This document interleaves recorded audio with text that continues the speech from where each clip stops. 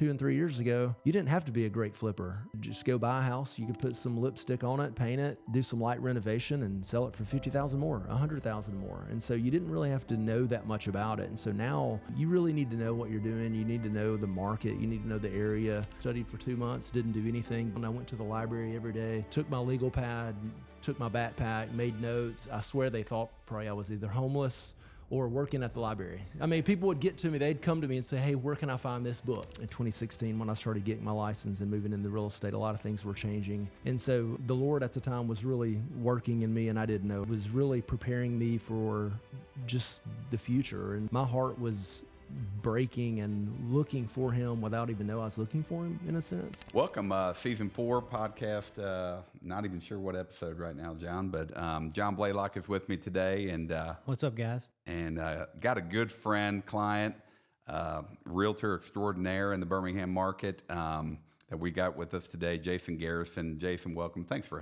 coming in today. We appreciate you. Yeah, absolutely. Thanks for having me. All right, man. Well, we talk all things, real estate investing, realtor. We talk faith, we talk life every time we get together. We don't get together enough, but I enjoy our time together.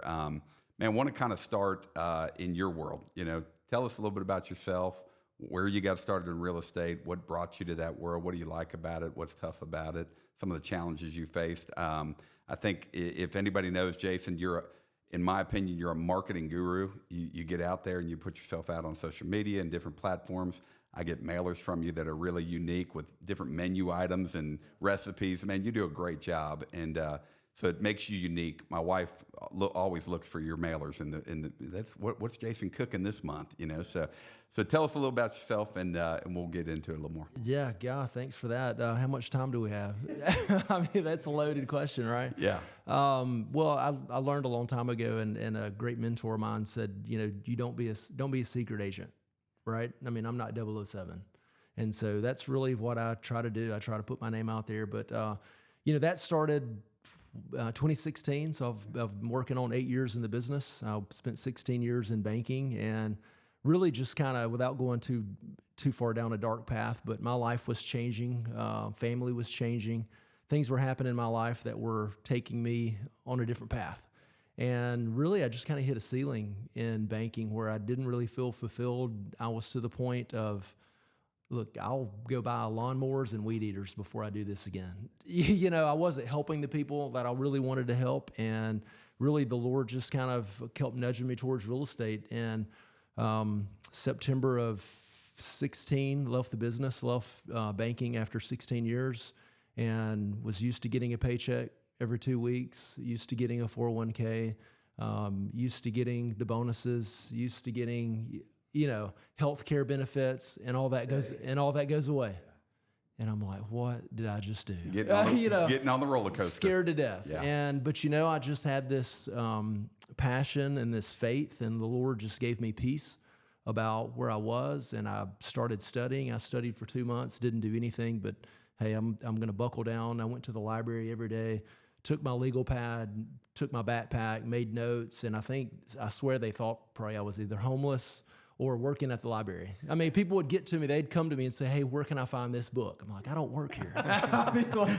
But by the way, it's on aisle 3. Yeah. Exactly. Let me show you. Yeah. It's my pleasure, right? Yeah. And then, studied in September, got my license in December, and just hit the ground running. And I love it. I'm right where I need to be. I love helping clients, buyers, sellers, investors. If it's, people will say, well, what's your territory? Where do you love to work? Look, if it's got a front door and a roof, I'll sell it. You mean, if I can help you, I'm not going to turn you down. I think I asked you that question. I said, I got a friend in Chelsea that wants to sell a home. And you said, I'll be out there tomorrow. And you were. And you sold that home. Yeah. I think you sold their home in Trustful, and you put them in their new home in Chelsea. So that's all. Now, correct me if I'm wrong. You've been with ERA King the entire time? The entire time. Great. Absolutely. That was kind of a God thing too. There was a couple of different brokers that I interviewed, just really trying to figure out my place. I didn't want to be with anyone really big and kind of get lost in the shuffle. I was new, so it was like drinking from a fire hydrant. I wanted to be with someone that could give me the attention if I needed it. And then I also found myself every time I interviewed with a broker, they wanted me to be a buyer's agent and be on a big team. Yeah. And no, I was like, look, if I'm doing anything, somebody's going to be on my team. Like I'm the one driving this ship. Not that I'm well, maybe I'm a little bit of control freak, but I just knew I knew I had the vision and where I wanted to go, and I didn't want to be on somebody else's team. And so, anyway, some things were happening. It kind of led me to ERA, and just I love it. They're great. It's more of a boutique, I would say, type of agency, but they're family. They don't treat you like a number.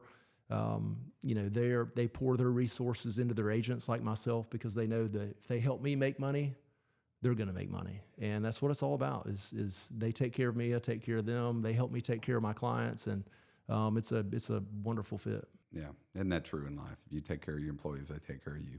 That's a great lesson. And it was funny. I'm trying to think back to when we first met. I believe it was at a networking event or something to that effect. I was trying to think about that too. I think you're right. It's been 6-7 years now, at least. But when we had our first meeting and I convinced you to come talk to me, I guess you were like, well, I'll just walk across the street. I did not, we're neighbors. Yeah. Our offices are pretty much right across the road from each other. But kind of talking through that, we sat down, talked all things financials. And when you originally sat down with me, one of the things we noticed and discovered together, is when we kind of threw it up on a whiteboard, I remember, and we had, some money going here to save up for the next investment deal that you were doing. Because I think you were starting to get into real estate investing at that point. You were saving for Barron in college fund, I believe, in another bucket, paying off some debts in another one.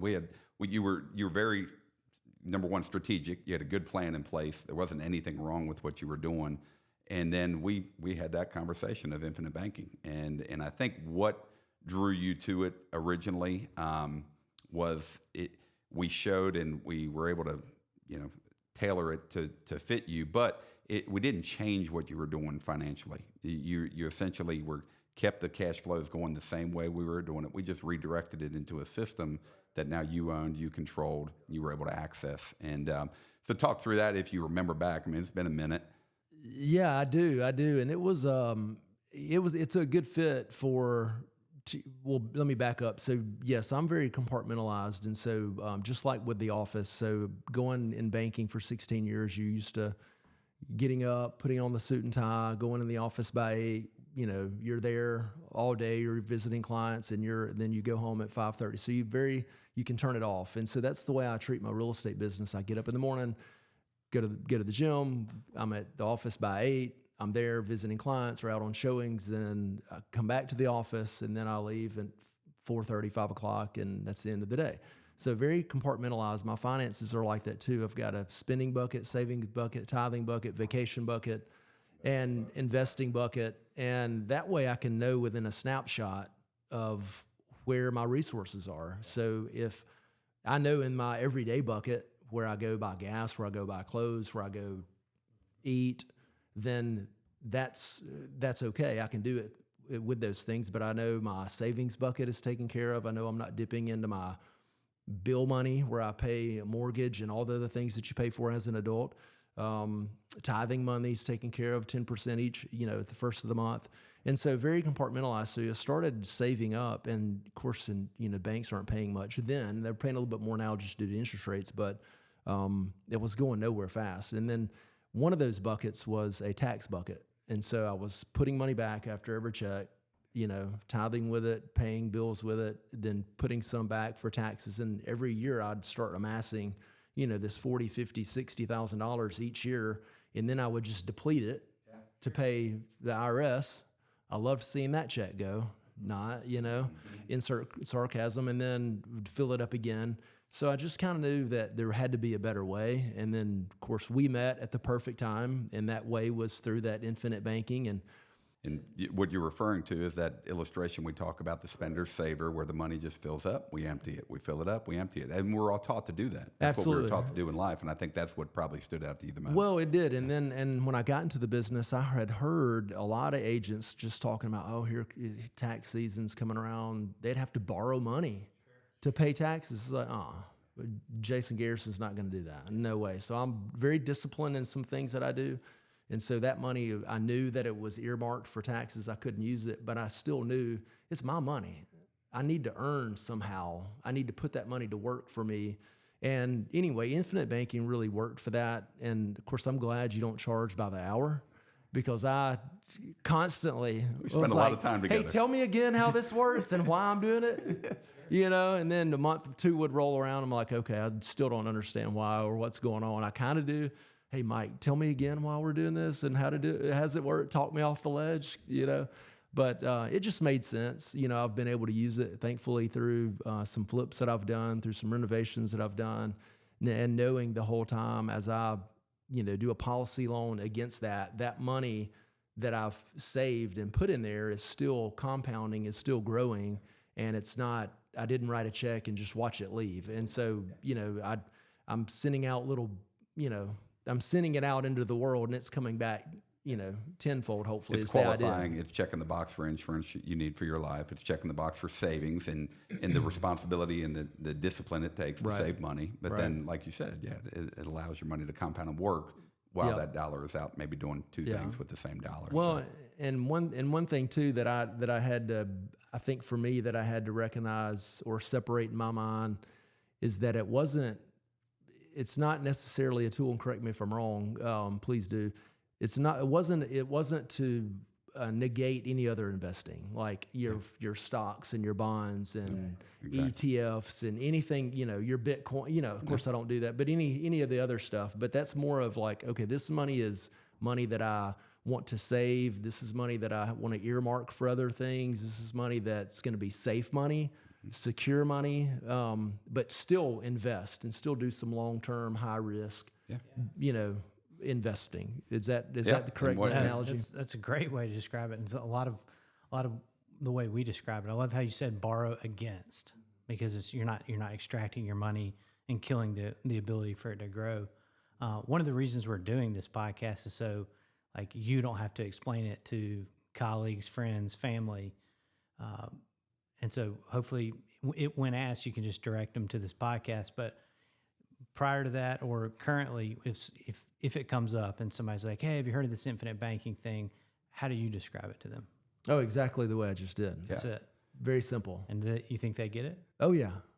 Yeah. I mean, I try to explain it in the easiest way, like in buckets, and just that way. It's money that, I kind of use the example of a checking account. You're going to put money in it. And when let's say you've put 10 grand in that and you see maybe a used car or something you want to go buy, well, you're going to write a check against that. Well, once that money's gone, what happens? You can't earn interest on that money. So why not put a vehicle in place where you can take that same 10 grand that's safe and secure, earn 5% interest on, and then when I borrow against that money, that 10 grand in this example stays there compounding while I go use that money. So I've become my own bank, and then I just pay that back instead of borrowing it. I borrowed for myself, and I paid that money back. And you're in control. And I'm in control. You get to control that cash flow. And then I can do that as many times as I want. And speak to that as a realtor, because you're like us. Your paychecks look like a roller coaster from time to time, right? Yeah. I know you're pretty steady. We don't want that, so don't speak that into my life. We want steady increase. Steady increase. Keep that mojo away from me. Exactly. Yeah, don't talk to me about that. Yeah. But that's just the reality of the world we are. Yeah, absolutely. We have good months, we have bad. Markets change. And has that... with infinite banking, because you're on your third policy now, you've got multiple policies and you built a system on your own, is that having that backdrop of infinite banking as a savings vehicle that you could tap into while you have money flowing back into your system from paying off a debt or paying off other things, knowing that you can turn that off if life does throw a monkey wrench, Yeah, I mean, I could go out and borrow money from a bank, or I could go draw money from a home equity line of credit, and they could at any moment call that note, or, like I can't and you turn. have a monthly obligation to them. Well, right. Or like each of us sitting around this table own a home. We probably have mortgages on those homes. There's not many lenders I know of or mortgage companies that will say, oh, you're having hard times, just don't pay us for the next 6 months. And so, and that's an extreme example. We hope that never happens to anyone, but with the infinite banking, I can borrow against that policy with the peace of mind knowing that I don't have to pay that back right away. The idea is because I want to continue to borrow against that, but you don't have to. And so if I have a month that's off, if I have 2 months that's off, there's peace of mind knowing that, gosh, I'm not strapped. I'm robbing Peter to pay Paul. Where am I going to get this money to pay this note? And I don't have to do that. And the money, and again, the money is safe. It's earning better than it would be in any type of savings account, money market, checking account. And it's just some peace of mind for me, for sure. Yeah, what I heard was like the flexibility and control factor. Mm-hmm, Because absolutely. you obviously have discipline, which is one reason it works for you. Yeah, absolutely. And compartmentalizing your money or buckets, same thing, is great. Yeah. So switching gears, we're in March of 2024, or about to be. Interest rates have come up, maybe have leveled out. We'll see. What are you seeing that's, what are the challenges, opportunities out there for people wanting to buy real estate, whether they're trying to get their next home or an investment property? Yeah, the real estate market's crazy. It still is. It's an interesting time because we've just come from, 2020, 21, 22.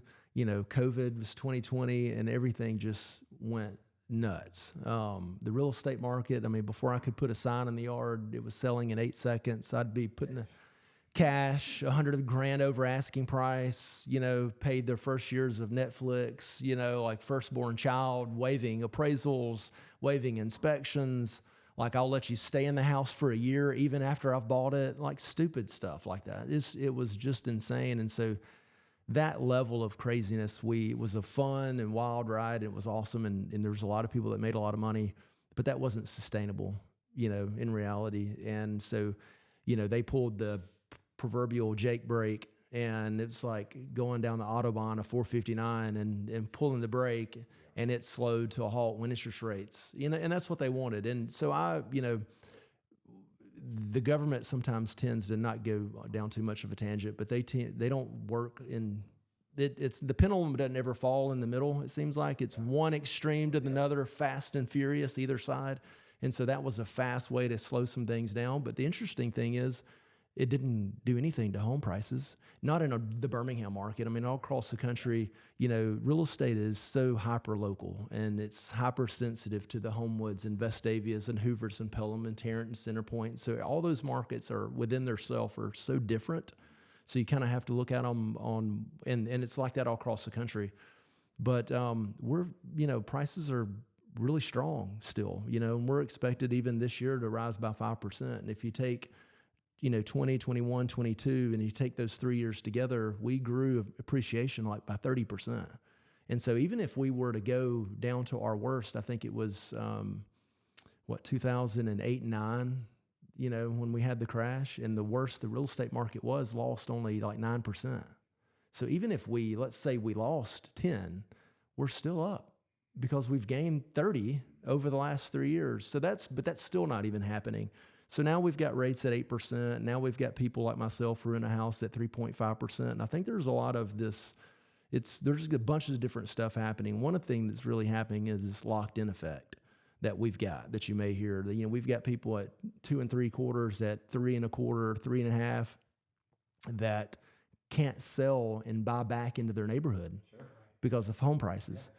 And they can't sell and go buy something else because rates where they were at 8, they've come down a little bit. They've gone back up a little today, but they're still highs, 6s, low 7s. And coupled with high prices, they just can't move. And so a lot of people right now are very frustrated. A lot of people there's millions of people out there across the country that really don't want to be in the house they're in, but just can't leave. And so we've got all this pent up inventory. We've got a lot of people that still want to buy. And so there's a couple of things that need to happen. I do think at some point in time, and I have no crystal ball, but I do think we'll at some point get within the 5.5 to 6% and stay steady there for a little while. We need those rates to get down because we need that spread between that 3.5 and that 5 to kind of shorten where it makes sense. They're like, you know what, I can deal with that. Yeah. But they can't deal with from a 3 to an 8. That's a big difference. And so they're willing to, let's just renovate. Let's just add a room. So there's a couple of things that are happening, but the market is very strong. Anybody that were to say, hey, is it a good time to buy and sell? Yes. Yeah, that's right. That's always the answer. Mm-hmm. But so, if you want to buy a house and your dream is to own a house, you've got the money to buy the house, you've got the down payment, you've got your reserve set aside. Well, let's go buy a house. long term, that's a good fit. You can't just look at payment. You've got to look at appreciation. You've got to look at the tax benefits. You've got to look at it from a holistic approach. And then same thing selling. The market's still good. Now, are we seeing homes sit on the market a little longer? We are, but compared to what? I mean, let's compare it to 3 years ago when they were selling 8 seconds. Okay, well, a week is longer than a day. It's not a so good yeah, benchmark. it's sitting on the house longer. Yeah. But so now we're starting to see a little bit normal kind of cadence or rhythm where buyers have a little more time to go see a house. The sellers need to make sure they're doing all the right things to the home to get it prepared. They can't just, they didn't even have to clean it. Run a 2 or 3 vacuum years cleaner ago. one time. They didn't even have to do that. There's nothing they had to Making do. you work a little harder. I too. mean, they just was like, we don't even care if we get pictures. We don't need it. We'll just put Yeah. And so, but now we're having to work a little harder. We're having to get it in front of more people. But it's an awesome market. Things are going to change, and I think there's tons of opportunities for your typical buyers and sellers, and even investors out there. There's a lot of sellers who are getting a little anxious with they start getting nervous when it's 30 or 45 days or 50 or 80. And they start getting motivated. And so we're starting to see some price decreases, or I like to say, reposition the house on the market. But that doesn't mean you're, okay, you've listed your house at 500 and maybe you had to drop it to 450. But you, again, look at the gains you've had since you've purchased that. Are you really out that? Did you really lose anything? So we've kind of started to normalize some things a little bit. And so, I don't know if that answers your question. That was good. That was good. you And it kind of got me thinking, what's different with investors? People are trying to flip houses, with what you're talking about, rates being at 8. They were used to borrowing money 3, 4, 5. How's that affected people out there to say, hey, I'm not buying my home that I'm going to live in. I'm trying to buy an investment deal, whether flip it or fix it up and get it rented. What's changed since maybe not the craziness of COVID, but for people that were in the game prior to that and stayed with it? Yeah. What are you seeing for them? Yeah, I think it gets tricky for investors because it's more important now than it's been in past years to find the right deal. They've got to get it at a better price than they did before, because whether it's hard money or whatever their other avenue is to gain the capital to go do that renovation, to do the addition, rates are up. Rates are up. Yeah. So that margin it's tightened them for sure, and that margin for error. Again, 2 and 3 years ago, you didn't have to be a great flipper. I mean, you didn't. Yeah. You could. I mean, reality. I mean, you could just go buy a house. You could put some lipstick on it, paint it. Put some new flooring in, some whatever the choice was there. Do some light renovation and sell it for $50,000 more, $100,000 more. And so you didn't really have to know that much about it. And so now you really need to know what you're doing. You need to know the market. You need to know the area. Again, because the interest rates have gone up, it's really squeezed them a lot. And two, what's their end game? Are they a passive income investor where they're going to buy it and rent it out, or do they buy and flip? So it all depends on your strategy, but getting it for the right number now is more important than anything, for sure. And then making sure too, you budget right, making sure labor costs are up, cost of goods are up, cost of goods up, rates are up, labor, finding good labor. So it's harder now than it was before. It was a lot easier then. When the market's great, you can mess up and still make money. Yeah. Now, if you mess up, it could cost you, and you don't want to do that. Like a little return to reality. Yeah, exactly. Which is healthy. Yeah. Oh, well, yeah. It makes you, again, I mean, those were fun. Those were great years and stuff. And we learned a lot and made a lot of money then, but yeah, this is the real world, what we're seeing now. And, you just got to make sure the numbers are right. You can't just buy it and hope that you'll make a profit, and buy the right area too, the right house, right area, and know what you're going to do with it. What's your end game? What's your strategy too? I always think about investing as when I'm looking at properties, I want to think about, can I hold this if I need to? Can I sell it? What's my exit strategy? What's my end game? And do I have a couple of different ways to get out of that house if I need to get out of it? For sure. And you have a couple of different avenues as long as you've bought it right, because you make your money in the buy, not your sell. Yeah, I'm thinking it opened the eyes of the investor too, that we can see these big swings in a short 10-year period of time. And you got to play that into your thought process now, where it used to be so steady, you could have a little bit more long-term thinking, but now you might have to factor in that rates might go up to 10%, or they might be down to 0 again. You never know. I mean, it can bounce. So you're right. You got to do your homework and be a little more. Absolutely. And I'm all residential, so I don't have any commercial, but, I kind of keep somewhat of a pulse on that just to be aware of it. But I know they've taken some big hits on the commercial side, and a lot's changing in that space. But, I try to stay in the residential space. For me, I love residential. I love the people aspect of it. I could care less about the house when it comes to helping people buy and sell. A house is a house. Like I want to help them. So I want to go out and make sure, where are you going? What's the motivation behind your sell or the motivation behind your buy? How can I truly help you? Real estate can, it's very stressful at times for a lot of folks. They don't know where they're going or how to get there. And so coming together and putting a plan together and and from step 1 all the way to 10, or from A to Z, here's how we're going to do it, and kind of put your hands around them and help them. I just love that. It's awesome. It's a lot of fun. It's fun reaching goals and finding ways to help folks. That's great. So speaking of like past and future, one of the questions we like to ask on this podcast is, I want you to think back to about 10 years prior. So that's going to put you pre-real estate days, and think what you would define success as 10 years ago, and then fast forward to today and describe how that might be different today versus then. Oh man, Tough one. It's deep. How much time do I have to prepare for As that? much as you want. Golly, a lot's changed in 10 years for me. One of those big ones. I don't think I knew what success was, and I don't know if I knew. Well, I take that back. I didn't know really what success was then, but if I would have thought about it, it wouldn't have been what it is today. Yeah, what'd you think it was? If that makes sense. Well, I'll tell you this. For me, and I spoke a little bit about this when, almost 8 years ago, 2015 and 2016, when I started getting my license and moving into real estate, a lot of things were changing.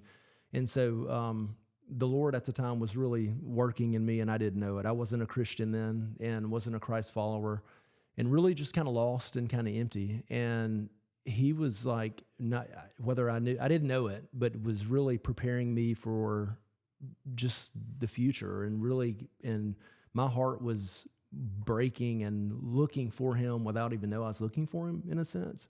And so I had just a wonderful experience where I was visited by the Holy Spirit one night, and it just opened my eyes and opened my heart. And I knew right at that moment that was what I was looking for. And I needed that in my heart. And so to me, that success, like I could have gotten all the money in the world. I could have sold all the houses, could have had everything, and I wouldn't have been successful. And now it's like all that could go away. And as long as I have Jesus in my life, that's success. And so that's why I look at it different. I wouldn't have been able to define it the way I can define it now. And so he had prepared me for all this stuff. And it's just been such a rewarding experience to grow in that faith and grow in that love. And to me, that's success. The one thing. And so I've got family, I've got a roof over my head. I love the Lord with all my heart. What else do you need? There you go. And Amen. So that's success. Great job. Well, thank you. We appreciate you coming down today, man. Yeah. Well, thank y'all. It's been Enjoyed awesome. Yeah. Thank y'all.